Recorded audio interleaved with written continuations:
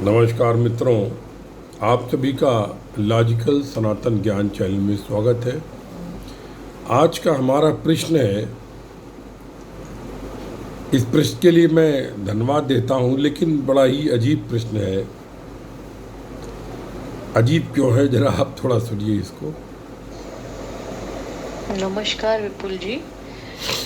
इन दिनों मैंने देखा है कि श्री वासुदेव जग्गी जो कि सद्गुरु हैं, इनको सद्गुरु के नाम से भी जाना जाता है, ये बहुत ही अधिक पॉपुलर हो रहे हैं। तो आपका इनके बारे में क्या विचार है? आपने सुना कि मुझसे वासुदेव जग्गी जी के बारे में अपने विचार रखने की इस तरीके का एक प्रश्न किया गया है। वासुदेव जग्गी की और मेरी उम्र लगभग एक है, 2-4 महीने का शायद आगे पीछे अंतर है, लेकिन उनकी वेशभूषा से वे गुरु दिखते हैं और मैं तो गुरु बनना भी नहीं चाहता, क्योंकि मैं गुरु बनना या सन्यासी बनने को एक सख्त गुणी दंड मानता हूँ। लेकिन एक बात हमें समझना होगा, जिस भांति बगिया में विभिन्न प्रकार के फूल होते हैं, सभी मिलकर के एक बगिया को सुंदर बाग बनाते हैं, सबकी अपनी गंध होती है, सुगंध होती है। उसी भांति सनातन के प्रचार प्रसार रूपी बगिया में बहुत प्रकार के फूल हैं। बाबा रामदेव का अपना अलग तरीके का काम है कि उन्होंने पूरी दुनिया में भारत की जो कला थी, योग मार्ग में जो आसन प्राणायाम को पहुंचा दिया। और वासुदेव जग्गी बहुत अच्छी अंग्रेज़ी बोलते हैं। मैं उनके क्लिप, क्योंकि आजकल कोरोना में कुछ काम धाम है नहीं, देखता रहता हूँ, समझता रहता हूँ, और मैं सभी संतों का सम्मान करता हूँ जो सनातन के प्रचार करते हैं। वासुदेव जग्गी बहुत ही एक धरातल के स्तर पर जाकर के लोगों को समझाने का प्रयास करते हैं। क्योंकि मैं भी एक क्लिप देख रहा था, मैंने भी एक क्लिप डाला, आत्म साक्षात्कार क्या है, साक्षात्कार क्या है, ब्रह्म की ज्ञान। तो मैंने तो उसमें वेदों का सहारा लिया, वेद महावाक्य के द्वारा समझाया, और उन्होंने अपने बगल में एक तांबे के लोटे का उदाहरण देकर के उसको समझा के समझाया। तो उनका जो तरीका है, मैं उसको बिल्कुल धरातल पर ही मानता हूँ। और मेरा जो तरीका, मुझे भी बाद में महसूस हुआ कि ये थोड़ा सा धरातल पर नहीं है, क्योंकि इसके लिए आदमी को जानना होगा वेद क्या है। तो कुल मिलाकर के वासुदेव जग्गी जी अच्छा काम कर रहे हैं, और ये एक्चुअली सनातन की आहट है, क्योंकि आने वाला समय सनातन का ही है।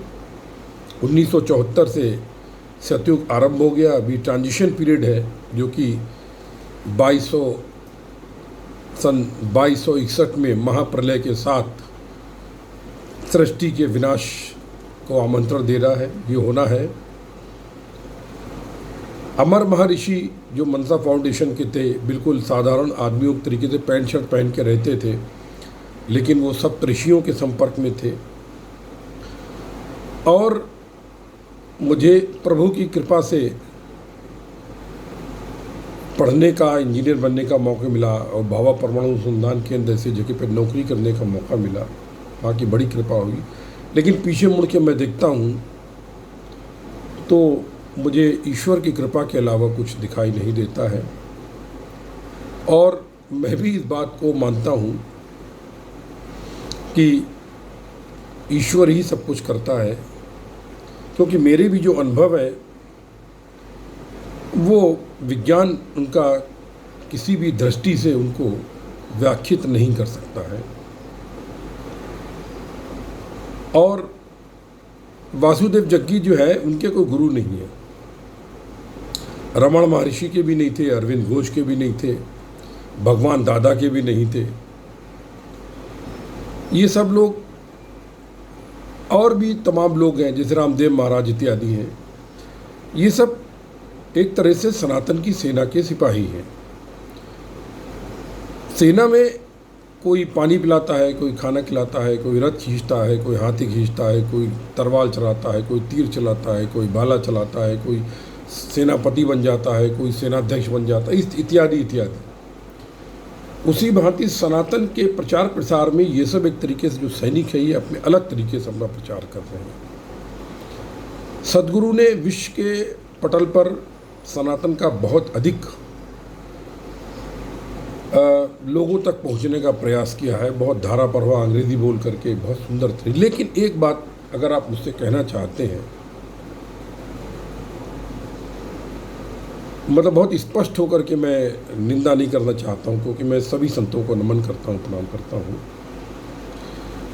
वासुदेव जग्गी महाराज या रामदेव महाराज जी के जो प्रवचन मैंने सुने हैं होते बहुत आनंददायक है, ऐसा नहीं है, लेकिन उनमें गहराई नहीं है। क्योंकि प्रश्न करने वाले शायद उस गहराई के लोग नहीं हैं, वो सतही प्रश्न कर देते हैं बस केवल। लेकिन बहुत अधिक डीप प्रश्न करने वाले लोग मुझे नहीं देखे। सदगुरु के इंटरव्यू लेने वाले सब सेलिब्रिटी थे, सब फिल्मी कलाकार, बड़े बड़े पत्रकार इत्यादि। अब इन पत्रकारों की कोई औकात नहीं वो डीप प्रश्न कर सकें, ये भी बात है, क्योंकि वो वहाँ पर जाते हैं तो उनको खुद ज्ञान ही नहीं सनातन के बारे में, तो प्रश्न क्या करेंगे वो। तो मुझे अभी डीप वीडियो देखने का इंतज़ार है एक तरीके से, कि जो गहराई के हों। गहराई के वीडियो देखने को नहीं मिलते हैं, लेकिन जो वीडियो मिलते हैं वो काफ़ी हैं आधुनिक युग के, क्योंकि जो अधिकतर जनता है, अधिकतर लोग हैं जो सनातन के नहीं मानने वाले, वो तो बिल्कुल जीरो से नीचे ही हैं, और जो सनातन के मानने वाले भी वो जीरो से के लेवल के आसपास ही टहलने वाले लोग हैं, अपनी सकाम भक्ति करने वाले लोग हैं। लेकिन एक बात मुझे अच्छी नहीं लगी, वासुदेव जग्गी महाराज को 25 साल 30 साल पहले अचानक उनको एक तरीके से वेद महावाक्य तत्वमसी का एक तरीके से अनुभव हुआ। उन्होंने बताया है अपने एक क्लिप में, लेकिन ये नहीं बताया ये वाले वाक्य का हुआ है। क्योंकि लेकिन उनका जो अनुभव सुन करके मैं बताता हूँ, उनको तत्वमसी का अनुभव हुआ।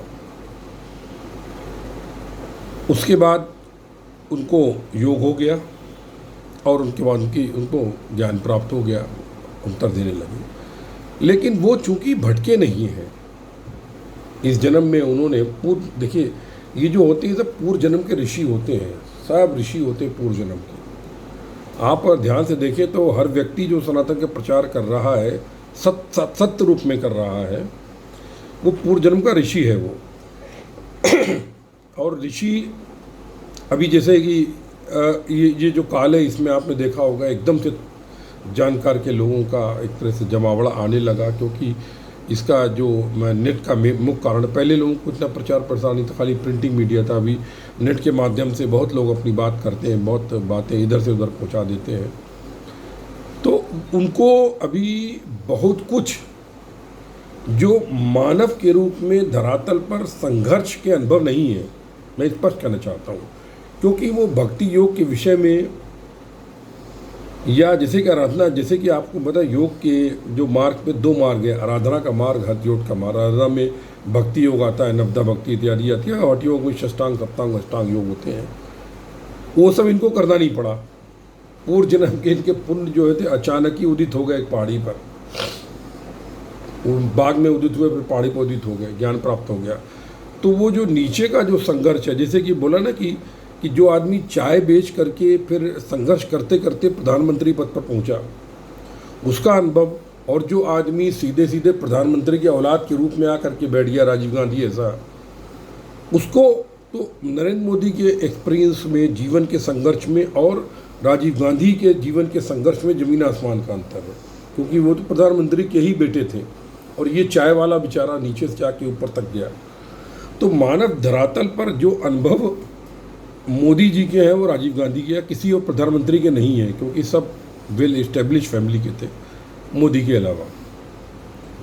तो उसी तरीके से सदगुरु जो है वो बिल्कुल एक तरह से पूर्व जन्म, उन्होंने खुद बोला कि हमने कभी पूजा पाठ इत्यादि ध्यान में कुछ नहीं किया, अचानक ये सब हो गया। तो ये पूर्व जन्म के उनके अचानक संस्कार उदित हो गए और वो ऊपर से आकर के एक तरह से पद पर बैठ गए। और बाकी लोग संघर्ष करके नीचे से ऊपर आए। तो जो जिस मार्ग से गुजरता है उसको उसका अनुभव कुछ अच्छा हो जाता है। तो यही मैं कहना चाहता हूँ। लेकिन कुल मिलाकर के मैं नमन करता हूँ और मैं उनका फ़ैन कहा जा सकता हूँ, क्योंकि सदगुरु जो है वो बहुत सुंदर तरीके से बातों को हंस करके, समझा करके और गहनता से छोटी छोटी एग्जाम्पल दे के समझा देते हैं। और यही मैं कहना चाहता हूँ, क्योंकि इसमें तुलना का कोई सवाल नहीं है। सेना में हर रैंक के लोग होते हैं तब सेना बनती है, उसी भांति सनातन की सेना में भी हर रैंक के लोग हैं। पैदल सेना का भी महत्व है, सेनापति का भी महत्व है, सभी का महत्व है। वो सब अपना अपना कर्म कर रहे हैं, बहुत अच्छा कर्म कर रहे हैं, क्योंकि निश्चित रूप से सत्युग आने की आहट है और ये ट्रांजिशन पीरियड है। इन्हीं शब्दों के साथ आप सभी के हृदय में उपस्थित परम ब्रह्म को नमस्कार करता हूँ। जय गुरुदेव, जय माँ काली, सर्वस्व ब्रह्म सर्वत्र ब्रह्म।